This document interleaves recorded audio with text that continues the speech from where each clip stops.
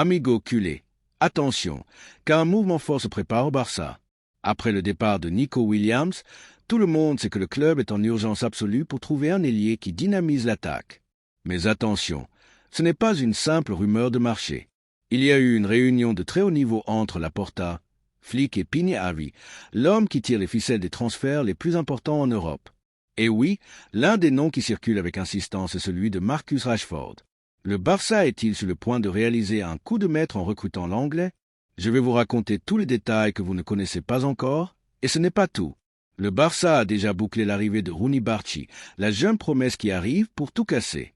Mais attention, car le club est également à la recherche d'un avant-centre et rien de moins que le frère de Barchi pour construire l'avenir avec du talent pur. Mais les choses deviennent encore plus chaudes. Il semble que tous les grands clubs essaient de pêcher dans les rangs du Barça.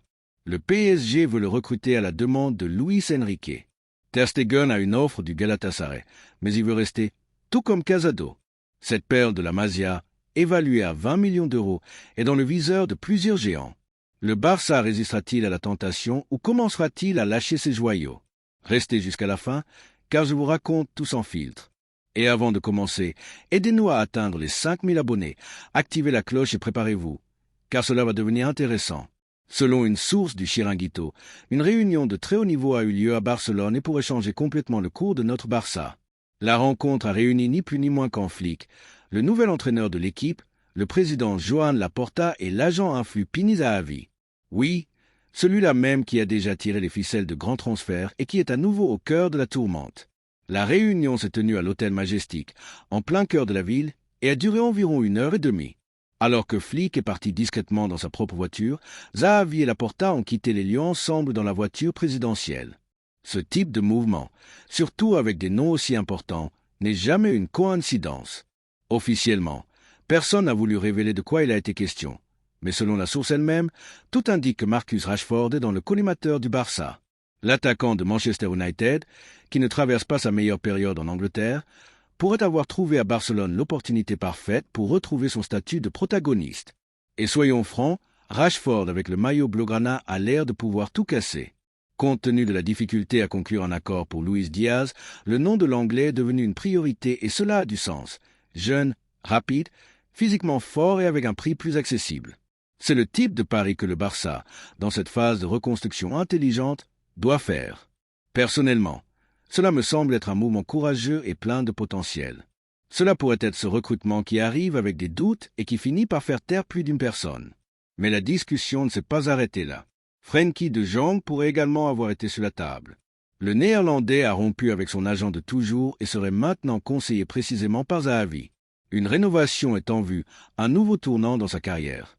Il est difficile de le savoir, mais c'est au moins un mouvement qui donne à réfléchir.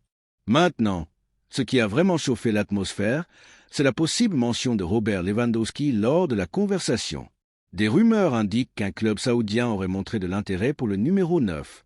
Pour l'instant, tout indique que Lewandowski restera jusqu'à la fin de son contrat, mais connaissant Zahavi, le simple fait que son nom ait été mentionné est un signe que quelque chose se trame dans l'ombre. De mon point de vue, cette réunion est l'un de ces moments que, avec le temps, nous regarderons en arrière et nous dirons « c'est là que tout a commencé à changer ». Le Barça se prépare. Il déplace les pièces en silence tandis que les rivaux restent dans l'obscurité. Et cela, franchement, me redonne de l'espoir. Avec Flick, Laporta aux commandes des Zahavi impliqués, le scénario est prêt pour un grand retour. Et toi, culé, penses-tu que Rashford est le nom idéal pour porter le numéro 11 du Barça? Selon le journaliste Fabrizio Romano et plusieurs médias espagnols, c'est maintenant officiel. Rooney Bargi est joueur du Barça jusqu'en 2029. Le jeune Suédois de 19 ans, qui a atterri vendredi sur le sol catalan, a signé pour 4 saisons avec le plus grand club de la planète dans le cadre d'un accord de 2 millions d'euros plus des bonus. Une affaire en or, compte tenu de sa valeur marchande estimée à 7,5 millions d'euros et du fait que nous avons profité de sa blessure et de la fin de son contrat avec Copenhague pour conclure à un prix bien inférieur. C'est du Barça avec de l'intelligence sur le marché. Rooney s'intégrera immédiatement à l'équipe première dirigée par Flick, bien que l'annonce officielle soit encore gardée sous clé. Typique lorsque le club veut faire du bruit avec style. Il sera le deuxième renforcement pour la saison 25/26 après l'arrivée du gardien Joan Garcia, mais avec une différence. Il pourrait être titulaire rapidement s'il démontre tout ce qu'il sait lors de la pré-saison. Et attention, car la pré-saison s'annonce prometteuse. Le Barça affrontera Bizelkov et Solida Aigu lors d'une mini-tournée asiatique entre le 27 juillet et le 4 août. Ces 3 matchs seront le véritable examen pour le Suédois. S'il brille, il peut devenir une pièce précieuse sur le flanc droit, en rotation avec Yamal et Rafinha, sans que le niveau ne baisse. Et souvenez-vous, malgré une grave blessure au genou droit en 2024, Rooney Barguil a marqué 23 buts et délivré 5 passes décisives en 107 matchs avec Copenhague, dont un but en Ligue des Champions contre Manchester United. Autrement dit, le jeune homme a de l'expérience et du sang-froid, et avec le maillot du Barça, cela peut devenir quelque chose de grand. À mon avis, le club a fait le bon choix. Rooney est technique, tactiquement intelligent. C'est s'associer. A un bon pied gauche et attaque très bien les espaces. Il n'a pas le dribble électrique de Yamal, mais il peut être une alternative, ce qui évite de surcharger le trident offensif. Dans un calendrier où les titulaires cumulent plus de 4500 minutes par saison, avoir des joueurs comme Rooney est fondamental. C'est cela, avoir une équipe compétitive. Maintenant, s'il ne répond pas à ses attentes dès le début, le plan B est prêt, le prêter à un autre club de la Ligue. Mais ce jeune homme en aura-t-il besoin? Et toi, culé, penses-tu que Rooney Barguil a la qualité pour être plus qu'un remplaçant au Barça, ou sera-t-il une autre promesse qui vient et s'en va? Selon le Diari Ara et d'autres sources proches du club, le Barça est sur le point de boucler un autre recrutement prometteur pour l'attaque. Et ce n'est pas tout, car un paquet Barguil arrive. Le nom du moment est Rooney, un ailier droit suédois de seulement 18 ans qui a déjà atterri sur le sol catalan pour finaliser les formalités de son arrivée au plus grand club du monde. La négociation tourne autour de 2 millions d'euros, une aubaine si l'on parle d'un talent pur avec un avenir brillant. Et ce serait le deuxième renforcement de l'été après l'incorporation du gardien Johan Garcia. Ce qui est curieux, c'est que le Copenhague, son club d'origine, n'a pas voulu le laisser partir si facilement et a assuré une clause spéciale qui reste encore secrète, mais tout indique qu'elle est liée à une future vente. Autrement dit, il sait que le Barça est en train de s'emparer d'un diamant brut. Mais attendez, car voici la partie la plus intéressante. Rooney n'arrive pas seul. La direction blaugrana suit également de près le petit frère, Ryan Barguil, âgé de 15 ans, qui joue comme milieu offensif ou ailier gauche et qui brille déjà dans les catégories inférieures du Copenhague. Le jeune homme est même déjà international, en moins de 16 ans avec la Suède. Vous voulez des chiffres? Lors de la saison 2024/25, Ryan a marqué 20 buts en 11 matchs avec seulement 864 minutes jouées. Presque un jeu vidéo. L'idée du Barça est de l'intégrer à l'équipe juvénile sous la direction de Paul Plana pour polir ce talent dans la fabrique de crack appelée la Masia. On dit que son style rappelle rien de moins qu'Agüero lorsqu'il joue plus centré, mais s'il est placé sur le flanc, il dévaste également. Il a le dribble, la vitesse, la vision du jeu, une bonne technique et, pour couronner le tout, il termine très bien avec le pied droit.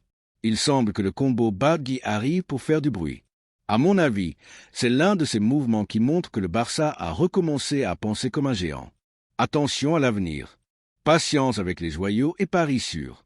Alors que les rivaux continuent à dépenser des fortunes pour des promesses qui ne rendent pas, ici, le talent est façonné à la maison. Maintenant, je te demande, culé, sommes-nous face au nouveau duo de frères qui fera l'histoire au Camp Nou? Selon le journal Tursava Sport et également le Catalan Sport, le Galatasaray est revenu en force pour Marc-André Ter Stegen. Et attention, ce feuilleton commence à peine à chauffer. Le gardien qui a été le maître des cages blaugrana pendant une décennie entière vit maintenant un moment tendu au Camp Nou et il semble que le club turc ait senti l'opportunité parfaite pour tenter de le recruter.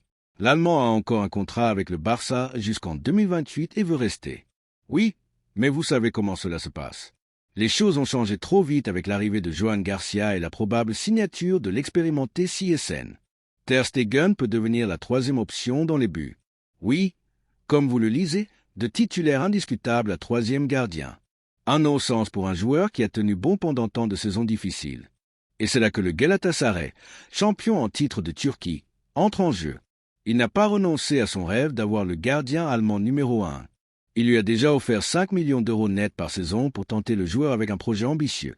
Mais bien sûr, c'est moins que les 7 millions qu'il gagne au Barça. Ter Stegen n'a pas mordu à l'hameçon. Maintenant, les Turcs préparent une nouvelle offensive. Ils veulent boucler l'arrivée d'Osimhen pour environ 75 millions et négocier également pour le Wassané. Ils montent une équipe pour rivaliser avec n'importe quel géant européen et veulent que Ter Stegen soit le nouveau symbole de cette ère. La direction, c'est que pour le convaincre vraiment, elle devra augmenter considérablement l'offre salariale et tout doit se passer rapidement, car sa pré-saison commence le 8 août. Pendant ce temps, Le gardien et son entourage suivent de près les mouvements du marché européen, en particulier ceux des deux Manchester, United et City, qui pourraient bientôt ouvrir une place. Autrement dit, il sait que s'il ne reste pas au Barça, il n'a pas besoin de se précipiter pour accepter n'importe quelle offre. Maintenant, soyons francs, le joueur a renouvelé son contrat l'année dernière, a accepté une réduction de salaire pour aider le club et court maintenant le risque de se retrouver sur la touche. Bien sûr qu'il se sent méprisé. Le Barça, semble-t-il, aimerait qu'il parte pour alléger la masse salariale, mais ne veut pas non plus le pousser de force ni a l'intention de l'écarter s'il décide de rester. À mon avis, cette situation est injuste envers l'un des meilleurs gardiens de l'histoire récente du club. Si on ne l'apprécie pas maintenant, qui garantit que les prochains mis de côté ne seront pas d'autres légendes? Et toi, culé, laisserais-tu partir Ter Stegen ou penses-tu qu'il a encore sa place pour se battre pour la titularité dans le Barça de Flick? Selon des informations de sources internes révélées par le journal espagnol Sport et des médias anglais, Manchester United est entré en force dans la course pour Marc Casado, le numéro 17 issu de notre glorieuse Masia et qui est déjà considéré comme un joyau avec une valeur marchande en hausse. Et attention, l'offre pourrait être forte, hein? Avec le marché en ébullition, les yeux des grands d'Europe ne cessent de tourner autour de l'effectif du Barça et Casado est devenu l'objectif du moment. United, qui a terminé la Premier League 2024/25 à une désastreuse 15e place, veut donner un coup de fouet total à son équipe. Et devine qui est le favori de l'entraîneur Ruben Amorim pour changer la donne au milieu de terrain? Oui, le même Marc Casado. Les Anglais voient le jeune homme comme plus complet et polyvalent qu'Ugart, capable d'évoluer à la fois comme pivot défensif et en s'ajoutant à l'attaque. Et avec raison. La saison dernière, le jeune homme a participé directement à 7 buts, un but plus 6 passes décisives en 36 matchs avec le maillot culé, un milieu de terrain moderne formé dans l'ADN du Barça, qui s'est joué avec et sans ballon. Ce n'est pas une coïncidence si Liverpool, Chelsea, l'Atlético de Madrid, Naples et le Bayern Leverkusen le suivent également de près. Mais tout n'est pas si simple. Arsenal, qui a déjà recruté Zubimendi et Norgard, s'est retiré de la course. D'autre part, Leverkusen prépare une offre de 20 millions fixes plus 10 en bonus, considérée comme faible pour un talent avec une clause de résiliation de 100 millions et un contrat jusqu'en 2028. Le Barça, de son côté, serait prêt à écouter les offres, mais sans rien brader. Maintenant, voici ce qui est le plus curieux. Casado ne veut pas partir. Il a déjà fait savoir que son rêve est de faire carrière au Barça, mais avec la concurrence de De Jong et le retour de Marc Bernal après sa blessure, la lutte pour les minutes de jeu sera rude. Et soyons francs, si une offre arrive qui fait trembler n'importe quelle structure, il se peut que même lui ne résiste pas. À mon avis, le Barça devrait y réfléchir à 2 fois. Casado est un pur produit du club. On ne trouve pas ce genre de joueur sur le marché, mais le football actuel exige aussi des décisions froides, surtout lorsque le club traverse une phase de restructuration financière. Maintenant, je te demande, culé, penses-tu que vendre Casado serait une erreur que nous regretterions dans le futur, ou est-ce le moment idéal pour faire des bénéfices et continuer?